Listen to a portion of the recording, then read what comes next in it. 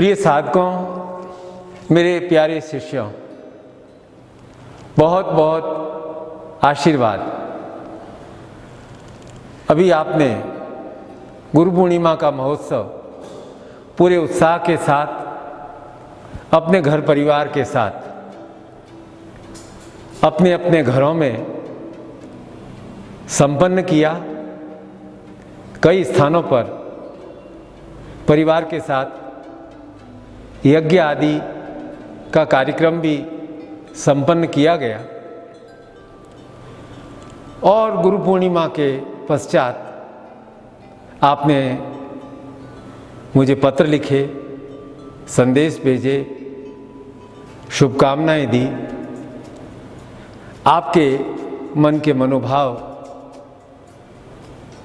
मैंने देखे, सुने, आपसे श्रवण किया, वार्तालाप किया। सही अर्थों में आप शिष्यत्व के मार्ग पर चल रहे हैं। आज मुझे एक बात याद आती है कि 2016 गुरु पूर्णिमा हरिद्वार में मैंने गुरु दक्षिणा के रूप में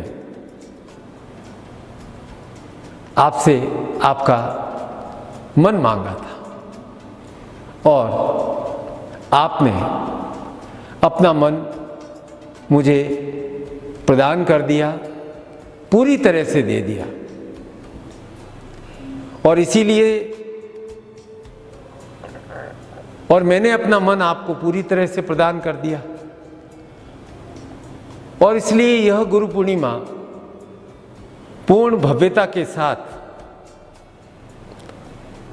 आपके मन मंदिर के प्रांगण में संपन्न हुई, क्योंकि आपने अपने मन में गुरु को स्थापित कर दिया था। जब गुरु को मन में स्थापित कर देते हैं तो स्थान भेद की दूरी समाप्त हो जाती है और जब शिष्य पूर्णतः गुरुमय हो जाता है और गुरु पूर्णतः शिष्य के लिए क्रियाशील हो जाता है, तब गुरु और शिष्य के संबंध दो अलग अलग नहीं रहकर एक हो जाते। श्रावण मास की आपको बहुत बहुत शुभकामनाएं हैं, आशीर्वाद है। श्रावण मास हमारे भोले भंडारी शिव का मास और इस शिव मास में हम शिवलिंग का अभिषेक करते हैं, महामृत्युंजय मंत्र का जप करते हैं, शिव पंचाक्षरी मंत्र नमः शिवाय, ओम नमः शिवाय बोलते हुए नित्य प्रति अभिषेक करते हैं और जितना ज़्यादा संभव हो सकता है उतना महामृत्युंजय मंत्र बोलते हैं। ओम ह्रौम जुम सह। और इस श्रावण मास में क्या विशेष बात है कि हम शिव का जय जयकार बोलते हैं पर और शिव का अभिषेक करते हैं, पर आश्चर्य की बात यह है कि शिव की जटाओं में तो गंगा प्रवाहित हो रही, फिर उस शिव का अभिषेक क्यों? शिव तांडव स्तोत्र में पहला श्लोक ये आया, जटाटवी गलत जल प्रवाह पवित स्थले गले वलंब लंबिताम भुजंग तुंग मालिकाम डमट डमट डमट निनार वै डमर वै चकार चंड तांडव तनोतु न शिवो शिव। उस श्लोक में उस शिव को प्रणाम है जिनकी जटाओं से निर्मल गंगा झरझर झरझर करती, जटाटवी गलत जल प्रवाह पवित स्थले। तो फिर जब गंगा ही प्रवाहित हो रही है तो फिर शिव का अभिषेक क्यों किया जाए? जब निरंतर गंगा है, क्या है? श्रावण मास। श्रावण मास है श्रवण का मास। श्रावण शब्द में निहित है श्रवण। तो इस मास में महादेव हमारे भोले भाले भंडारी महामृत्युंजय देव भक्तों की प्रार्थना का श्रवण करते हैं। क्या करते हैं? वो भक्तों की बात को सुनते हैं और सुनकर तथास्तु कह देते हैं। तो केवल श्रावण मास में एक विशेषता है। ऐसे तो भगवान हर समय हमारी सुनते ही हैं, लेकिन श्रावण मास विशेष रूप से है क्योंकि शिव भोले हैं और भोलेपन की तो बहुत सारी कथाएं आपने शिव पुराण में, पुराणों में पढ़ी हैं, सुनी हैं। भस्मासुर की कथा बार बार आपने सुनी है कि शिव से अमरता का वरदान मांगा, शिव ने तथास्तु कह दिया और उसने सोचा कि शिव पर ही आजमा। तो हमारे भोले भंडारी महादेव शिव अपने कृपालु स्वभाव के कारण कभी कभी मुश्किल में पड़ जाते हैं, लेकिन जो जैसा स्वभाव है वैसा ही रहेगा। अब हमारे भोले भंडारी शिव हैं, भक्तों पर जो कृपा करने वाले हैं, वो तो अपना स्वभाव बदल नहीं सकते, क्योंकि शिव का अर्थ क्या है? अबोध, भोला। शिव का अर्थ है शुभ। शिव का अर्थ है आशुतोष। और ये आशुतोष अर्थात थोड़े में ही प्रसन्न हो जाते। अब आप देखो शिव को क्या चढ़ाते हो? बेलपत्र, बिल्वपत्र, आख, धतूरा, भांग अर्थात विजया, सब अलबेली चीजें चढ़ाते हो। दूध भी चढ़ाते हो, दही भी चढ़ाते हो, विष भी चढ़ाते हो, अमृत भी चढ़ाते हो, मिठाई भी चढ़ाते हो, प्रसाद भी चढ़ाते हो। पर शिव के यहाँ जो कुछ भी चढ़ाओ सब नॉर्मल। शिव के दरबार में भक्त ने क्या चढ़ाया क्या नहीं चढ़ाया, बस उसने अपना आप को अर्पित कर दिया, समर्पित कर दिया। कि मतलब शिव को शिवार्पण मस्तु, जो शिव को अर्पण करो शिव वह स्वीकार कर लेते हैं। और भी बहुत कथाएं आती हैं। अब पुराणों की कथाओं को आप चाहे देवताओं की स्तुति में कई कहानियां भी समझ सकते हैं, लेकिन एक कथा आती है कि एक भील ने एक दिन व्रत कर लिया और शिवलिंग पर जाकर के पुष्प इत्यादि चढ़ा दिए थे और भगवान शिव ने उसे अभय का वरदान प्रदान कर दिया। भगवान शिव ने अभय का वरदान प्रदान किया, अर्थात अभय प्रदान करने वाले कौन हैं? भगवान शिव, महादेव। मार्कंडेय की कथा आप जानते हैं। मार्कंड ऋषि के पुत्र, अविधि विधान के कारण पुत्र तो हुआ लेकिन उसकी आयु कम। पिता को चिंतित देखा तो बोला कि ईश्वर भक्ति से संतान तो प्राप्त हुई है लेकिन आयु कम है। अब मार्कंडेय ने कहा कि कोई चिंता करने की बात नहीं है, और उन्होंने बचपन से ही शिव भक्ति प्रारंभ कर दी। घर से चले गए और जंगल में एक स्थान पर महामृत्युंजय यंत्र अंकित कर उस पर शिवलिंग स्थापित किया और उसकी पूजा, अभिषेक, मंत्र, साधना प्रारंभ कर दी। नित्य प्रति 24/7 कि मुझे विधि के विधान से कोई बचा सकता है तो शिव ही बचा सकते हैं। अब लेकिन विधि का विधान तो पहले निश्चित था। 16 वर्ष हुए, उनका प्रस्थान का समय आया तो उसे यम स्वयं लेने आए।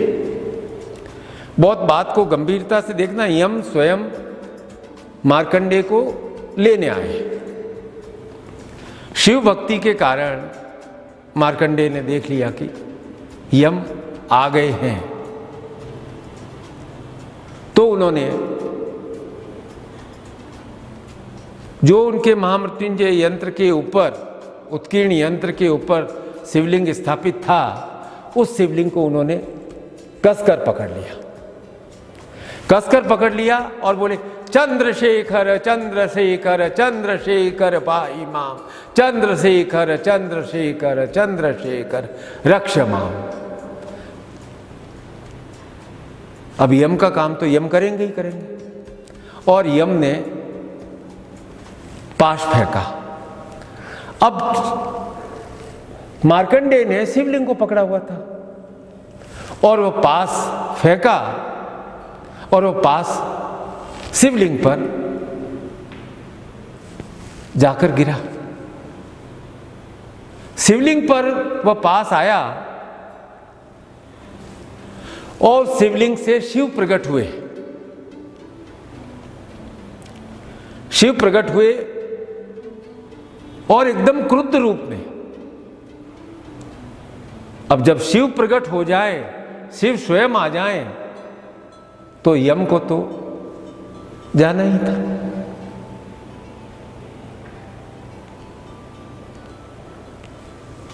तो उस समय शिव कहलाए कालांतक, काल का अंत करने वाले महामृत्युंजय। क्या किया मार्कंडेय ऋषि ने? उस बालक मार्कंडेय ने महामृत्युंजय यंत्र पर शिवलिंग स्थापित किया और नित्य प्रति अभिषेक। अब जंगल था, सोचो क्या मिलता होगा, जंगल की वनस्पतियां वगैरह मिलती होंगी, उन्हें ही अर्पण करते थे। जो फल निकलते थे वही अर्पण करते थे, जल अर्पण कर देते थे। लेकिन अभिषेक और पूजन, साधना निरंतर और निरंतर, क्योंकि काल से बचाने वाला केवल और केवल महादेव है, कालांतक है। फिर तो आगे तो बहुत बड़ी बड़ी बातें हुई। मार्कंडेय ने पूरा एक मार्कंडेय पुराण रचा, जिसका एक भाग दुर्गा सप्तशती है। अब शिव क्यों आए मार्कंडेय को बचाने? क्योंकि शिव का ये कार्य है। शिव का कार्य है अपने भक्तों की रक्षा करना। पर मार्कंडेय को इसका उत्तर मालूम था। मार्कंडेय जानते थे कि मृत्यु पास से मुक्ति और दीर्घायु मुझे केवल और केवल शिव भक्ति से ही प्राप्त हो सकती है। इसीलिए दादा सद्गुरुदेव निखिलेश्वरानंद जी भी कहा करते थे कि प्रत्येक साधक के घर में शिवलिंग होना चाहिए, गुरु यंत्र होना चाहिए, महामृत्युंजय यंत्र होना चाहिए, और भौतिक जीवन है तो श्री यंत्र भी होना चाहिए। अब मैं आपको महामृत्युंजय मंत्र के बारे में बताता हूं। क्या है महामृत्युंजय मंत्र? ओम त्र्यंबकम यजामहे सुगंधिं पुष्टिवर्धनम् उर्वारुकमिव बंधनात् मृत्योर्मुक्ष्यमामृतात्। अब इस मंत्र से सब कुछ स्पष्ट है। रोग, शोक, दुख, कष्ट हरण के लिए यह महामंत्र है, जिसका बीज मंत्र है ओम ह्रौम जुम सः।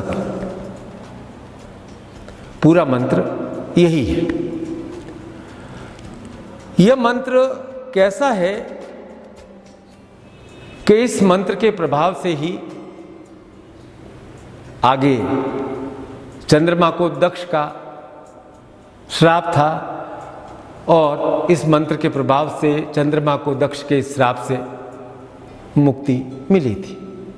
इस मंत्र के प्रभाव से ओम ह्रौम जुम सः और यह महामृत्युंजय मंत्र त्र्यंबक यजामहे सुगंधिनीं पुष्टिवर्धनम् उर्वारुक बंधनात् मृत्योर्मुक्ष्यमामृतात् के प्रभाव से शुक्राचार्य जो दैत्य गुरु थे वह असुरों को पुनः जीवित करते थे। अब महामृत्युंजय मंत्र क्या है, मैं बहुत व्याख्या करने जाऊंगा तो बहुत लंबी चौड़ी व्याख्या हो जाएगी। सरल रूप में बताता हूं कि महामृत्युंजय का अर्थ है मृत्यु पर विजय दिलाने वाली शक्ति। अब यहां यह ध्यान देना है कि यहां इस शक्ति विशेष का नाम शिव नहीं त्र्यंबक है। इसका स्पष्ट अर्थ है कि त्र्यंबक से जुड़ने के पश्चात ही, अर्थात त्र्यंबक पूजन, अभिषेक, ध्यान के पश्चात ही शक्ति प्राप्त होती है। त्र्यंबक यजामहे मतलब त्र्यंबक का आवाहन, ध्यान, पूजन, अभिषेक, मंत्र, समर्पण क्रिया करने से ही शक्ति प्राप्त होती है। और शिव क्या है? त्र्यंबक है। और हमारे त्र्यंबक शिव महामृत्युंजय है। और महामृत्युंजय शिव हैं, वे भक्त की सारी पीड़ाओं का हरण कर लेते। अब जो मृत्यु मृत्यु मृत्यु शब्द बार बार आया है, ये केवल एक प्रतीक रूप में।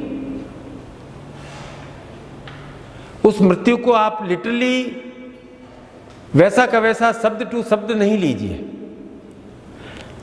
मृत्यु मनुष्य का सबसे बड़ा भय है, लेकिन इससे भी बड़ा भय क्या है? मृत्यु का तो भय है, सबको है, पर त्र्यंबक यजामहे सुगंधिनीं पुष्टिवर्धन में और उसके लास्ट मृत्यु और मुक्ष्य महामृतात् में मृत्यु शब्द केवल प्रतीक रूप में आया है, क्योंकि मृत्यु से पहले जो स्थिति है वो क्या है? रोग, शोक, दुख, व्याधि, पीड़ा, अपमान, चाहे शरीर के रोग हों, चाहे मन के रोग हों, अपनों के जाने का शोक हो या और कोई कार्य में व्याधि आए, बाधा आए, पीड़ा रहे, अपमान होता रहे, सारी स्थितियां रोग, शोक, दुख, व्याधि, पीड़ा, अपमान, ये क्या है कि मृत्यु से ज्यादा कष्टकारी है, क्योंकि ये तिल तिल कर मनुष्य को मारते।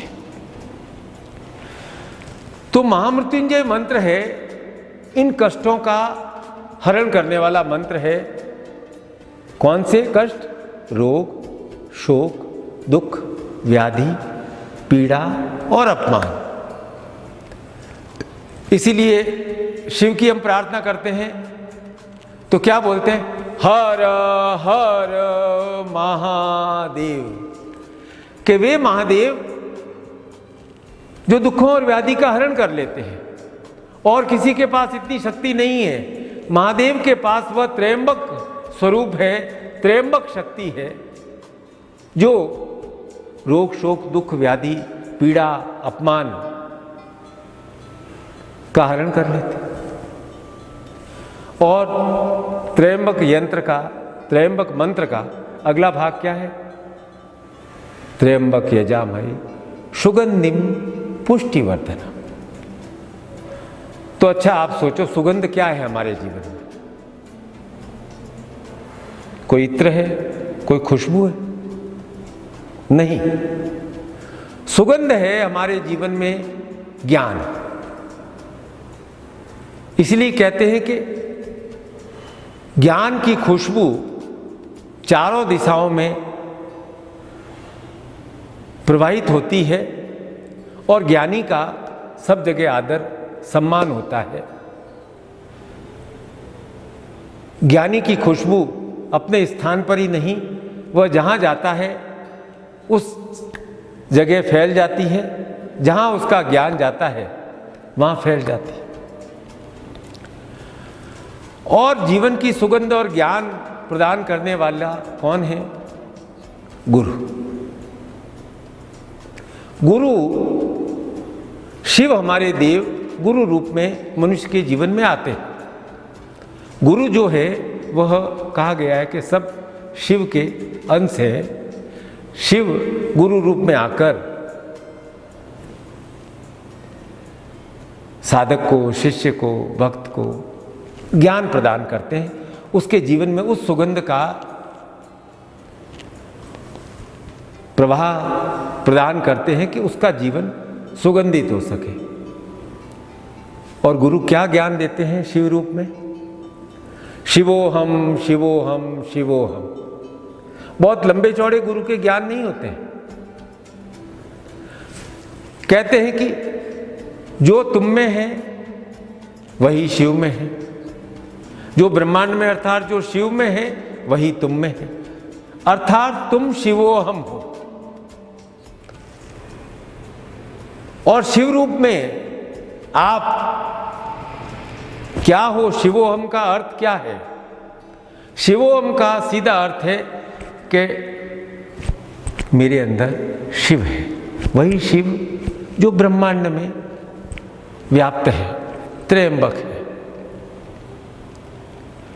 और वह जैसे शिव प्रसन्न है वैसे ही जब ज्ञान आता है तब शिवोहम का सीधा अर्थ है कि हे मनुष्य, तुम शिव रूप में हो, तुम अपनी आत्मा की प्रसन्नता को प्रधानता दो।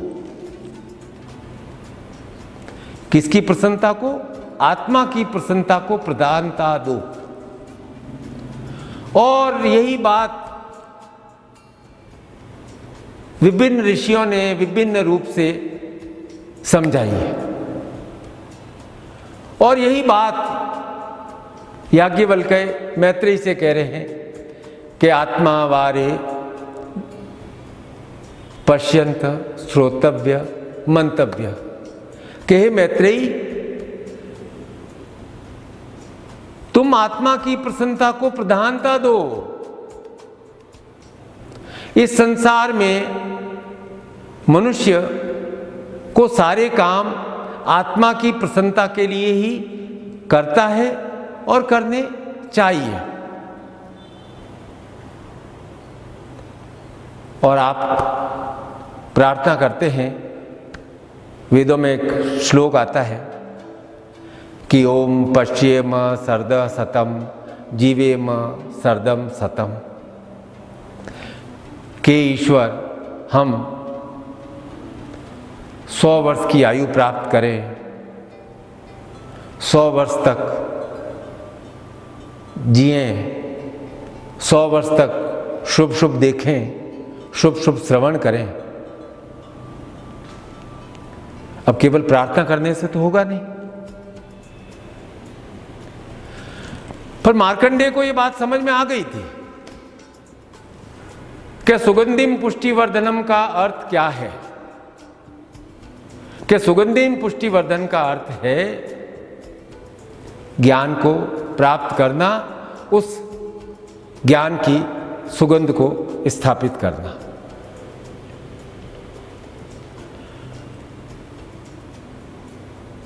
मूल बात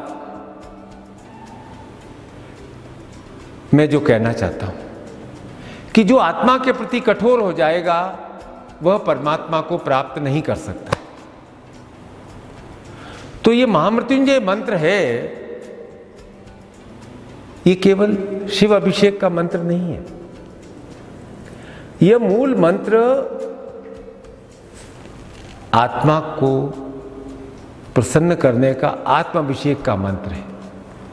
अब ये गंगा है जो कहते हैं जटाटवी गलत जल प्रभा पवित स्थले गले विलंब विलंबिताम भुजंग तुंग मालिकाम। अब ये गंगा तो शिव की जटाओं में उलझी उलझी है, अब इसको नीचे लाना है। और गंगा पतित पावनी है, नीचे लाना है।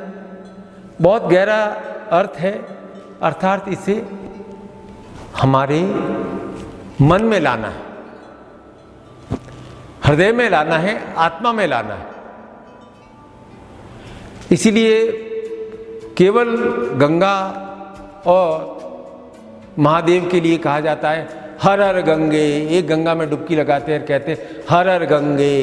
महादेव का आह्वान करते हैं, कहते हैं हर हर महादेव। पर यदि आत्मा में, मन में विषाद है तो आत्माभिषेक नहीं हो सकता। आत्माभिषेक का अर्थ है हमारे मन में उल्लास उत्पन्न हो। आत्मा की प्रसन्नता के लिए की गई क्रिया आत्माभिषेक है। और जो मनुष्य, जो साधक आत्मा की प्रसन्नता के लिए, आत्मा की कि मेरी आत्मा सुगंधित हो, मैं ज्ञान से आप्लावित हूं, तब उल्लासित भाव से जीवन जीने की क्रिया प्राप्त होती है, समझ में आता है। जब ज्ञान आता है तब जीवन जीने की सही क्रिया समझ में आती है। क्योंकि हम शिव अभिषेक करते हैं, उन पर जल चढ़ा देते हैं, दूध चढ़ा देते हैं, और यदि हमारे मन में व्याधि है तो क्या होगा? अच्छा, सबसे बड़ी व्याधि क्या है? सबसे बड़ी व्याधि मैं मानता हूं, सबसे बड़ी व्याधि है चिंता। क्योंकि चिंता के कारण ही रोग आता है, चिंता के कारण ही शोक आता है। जो कष्ट आते हैं ना, वो ज्यादातर आपकी चिंता करने के कारण से आते हैं। और फिर भय आता है, अरे भाई रोग आएगा, शोक आएगा, कष्ट आएगा तो भय आएगा, और भय आएगा तो निश्चित रूप से वो आयु को क्षीण ही करेगा। तो इन सब से कि हमारे मन में चिंता नहीं आए, हम आत्माभिषेक करते रहें, उस मन को ज्ञान से आप्लावित करते रहें। बस ये ध्यान रखना है। क्या ध्यान रखना है? कि केवल और केवल काल अंतक महामृत्युंजय रूप में शिव चिंता का हरण कर लेते हैं। और चिंता का हरण हो जाएगा तो रोग का हरण हो जाएगा, दुख का हरण हो जाएगा, कष्ट का हरण हो जाएगा, भय का हरण हो जाएगा। लेकिन सबसे महत्वपूर्ण बात है कि वह आत्माभिषेक है, वह शिव का अभिषेक है। इस अभिषेक क्रिया में भी महामृत्युंजय मंत्र का ध्यान है। चिंता, व्याधि, दुख, भय की समाप्ति होने पर ही पूर्ण आयु प्राप्त हो सकती है।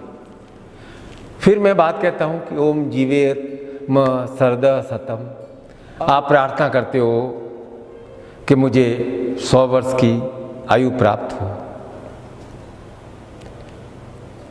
अब केवल मुख को बोलने से, केवल प्रार्थना करने से तो 100 वर्ष की आयु प्राप्त नहीं हो सकती। अब पूर्णायु प्राप्त करने का जो बात है वह इस त्रयंबक मंत्र में, महामृत्युंजय मंत्र के तीसरे भाग में, तीसरे खंड में अच्छी तरह से समझाए कि उर्वारुकमिव बंधनान मृत्योर्मुक्षीय मामृतात्। कि हे महादेव, मैं पुष्ट होकर, सुगंधित होकर, ज्ञान से सुगंधित होकर पूर्ण आयु को प्राप्त करूं, तब आप मुझे मुक्त कर देना। मृत्योर्मुक्षीय मामृतात्। उसके पहले तो भाई मैं सुगंधित, पुष्टिवान होकर ज्ञान के साथ इस जगत में, हे प्रभु महादेव, आप मुझे क्रियाशील रहने देना। तो 3 खंड हो गए, त्र्यंबक यजामहे सुगंधिनी पुष्टि उर्वारुक बंधनान मृत्योर्मुक्षीय मामृतात्। कि मैं जीवन में रहूं, पुष्ट रहूं, ज्ञान की सुगंध से युक्त रहूं और पूर्णायु को जब मैं प्राप्त करूं तब आप मुझे मुक्त कर देना। उसके पहले मैं सुगंध के साथ, पुष्टि के साथ, ज्ञान के साथ इस जगत में क्रियाशील रहूं। श्रावण का मास है, श्रवण का मास है और शिव स्पष्ट रूप से आपकी बात को सुन रहे हैं, श्रवण कर रहे हैं।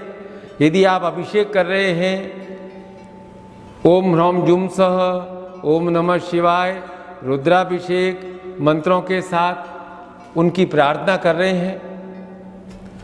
इसीलिए अभी मैंने कुछ महीने पहले शिष्य के लिए कहा था शिष्य को क्या क्या करना चाहिए, तो उसमें मैंने कहा था कि उसे नियमित रूप से गुरु मंत्र का जप करना चाहिए, चेतना मंत्र का जप करना चाहिए, गायत्री मंत्र का जप करना चाहिए और उसे नियमित रूप से ओम नमः शिवाय, ओम ह्रौम जुम स, महामृत्युंजय मंत्र सोमवार तो अवश्य ही करना चाहिए।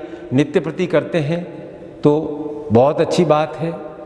उस महामृत्युंजय यंत्र को स्थापित कर, शिवलिंग को स्थापित कर पूजन, यह क्रम नियमित होना चाहिए, क्रम नहीं टूटना चाहिए। खैर, मैं आपको एक कथा सुनाता हूं। क्या हुआ कि एक महात्मा और उनका शिष्य साथ साथ यात्रा पर जा रहे थे। तो रास्ते में महात्मा गुरुजी ने एक फल निकाला अपने झोले में से और उस फल को 2 भागों में काटा, आधा काट करके शिष्य को दिया, लो। अब शिष्य होता है वो थोड़ा एक विचित्र प्राणी होता है। वो सोचा कि गुरुदेव की हर बात में कोई न कोई गूढ़ अर्थ होता है, आज मुझे आधा फल दिया है, इसमें कोई न कोई गूढ़ बात है। थोड़ी देर गुरुदेव की ओर देखा और कहा कि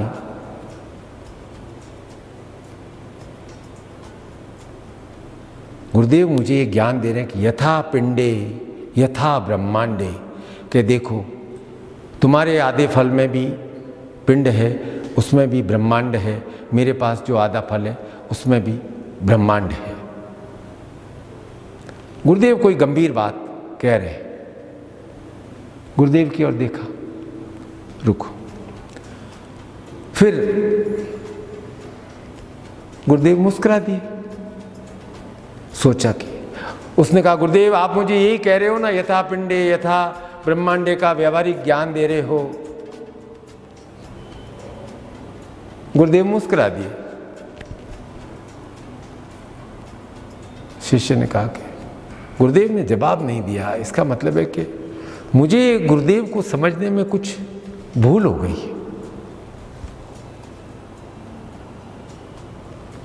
और कुछ गहरा रहस्य है। उसने कहा ओहो, गुरुदेव मुझे कह रहे हैं प्रज्ञानम ब्रह्म, प्रज्ञानम ब्रह्म। देखो इस शिष्य, हे शिष्य देखो इस फल में जो बीज है वह भी ब्रह्म की तरह एक नई रचना उत्पन्न कर सकता है। अच्छा, मुझे प्रज्ञानम ब्रह्म, प्रज्ञानम ब्रह्म, इस फल के माध्यम से मुझे यथा पिंडे यथा ब्रह्मांडे प्रज्ञानम ब्रह्म का सार रूप समझा रहे। फिर गुरुदेव की ओर देखा तो गुरुदेव ने कहा क्या कर रहे हो, क्या है? आपने मुझे फल दिया है तो खाते क्यों नहीं हो? फल खा लिया। गुरु ने शिष्य को पूछा कैसा है? बोला बहुत स्वादिष्ट है। तो फिर स्वादिष्ट है तो आनंद क्यों ले रहे हो? आनंद क्यों नहीं ले रहे हो? आज का आनंद व्यर्थ के गूढ़ार्थ को समझने में, व्यर्थ की नई नई परिभाषाएं खड़ी करने में क्यों व्यर्थ गंवा रहे हो? कई लोग क्या है, अति विश्लेषण की आदत होती है, कुछ लोगों को अति चिंता करने की आदत होती है। वो हर बात में कोई न कोई रहस्य ढूंढने लगते हैं। गुरु की बातें बहुत सरल होती है, देवताओं का आशीर्वाद प्रत्यक्ष प्राप्त होता है और अभिषेक का अर्थ है मन को उल्लासित करना। अभिषेक का अर्थ है अपने आप को ज्ञान की सुगंध से पूर्ण करना। श्रावण मास है, महामृत्युंजय का मास है। संकल्प लें कि हम अपने जीवन में ज्ञान से इसको सुगंधित करेंगे, अपने शरीर को, मन को पुष्ट करने का, ताकि चिंताएं आए ना तो आपके गेट पर आकर के रुक जाए, आपके मन के द्वार में प्रविष्ट नहीं कर सके। तो संकल्प लेकर हम केवल शरीर का ही नहीं, इस मन का भी पूरा ध्यान रखेंगे। इसे पुष्टिवर्धक, त्र्यंबक यजामहे सुगंधिनीम पुष्टिवर्धक उर्वारुक बंधनात् मृत्योर्मुक्षीय मामृतात्। संकल्प लेना है, तस्मै मनः शिव संकल्प मस्तु। संकल्प की उत्पत्ति और संकल्प का प्रसारण मन से ही होता है। हमारा मन शिव के समान हो, तस्मै मनः शिव संकल्प मस्तु, और हमारे मन में शुभ संकल्प उत्पन्न हो। हम अपने संकल्पों पर चलते हुए स्वस्थ रहें, सुगंधित रहें, पुष्ट रहें, चिंता नहीं करें, बिल्कुल नहीं करें, और आप श्रेष्ठ आयु को प्राप्त करें। मैं आपको आशीर्वाद प्रदान करता हूं। हर हर महादेव, हर हर महादेव। आशीर्वाद।